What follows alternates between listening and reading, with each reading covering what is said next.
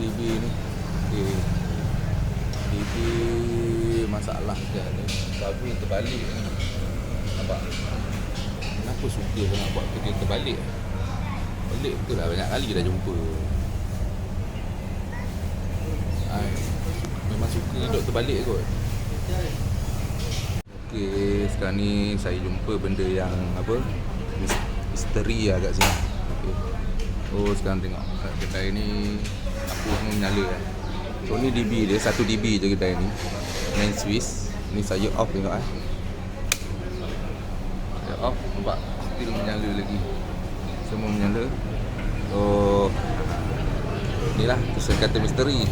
Ini memang mana nak cari main Swiss macam ni pun saya tak tahu. Kedai tak pernah jumpa lagi. Ni first time jumpa. Okey, bila kita dah buka baru kita tahu nampak. Tu sebenarnya dah problem lama dah ni. Dia dah problem lama. Nampak ni. Nampak dia punya main Swiss dah bypass dah, nampak bypass. Aduh, apa benda ni? Macam marah lagi. Kalau tahu bypass gantilah baru. Okey, ni nampak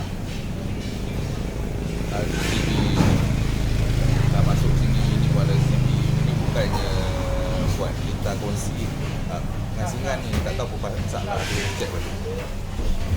Okey, kita check load dia.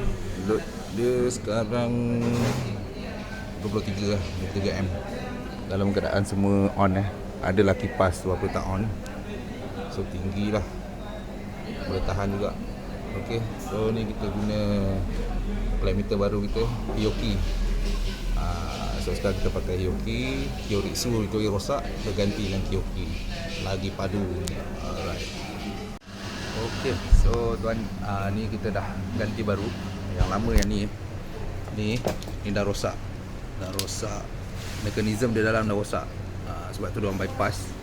Sekarang masalah bypass dah settle. Ganti nombor 3 juga yang ni. Untuk ni lah RCB. Dan ni RCB ni digunakan untuk ni. Untuk yang ni tak tahu kenapa dia buat asing jadi, saya tak pasti. Kalau tadi yang kongsi ni lah, ni dua ni kongsi.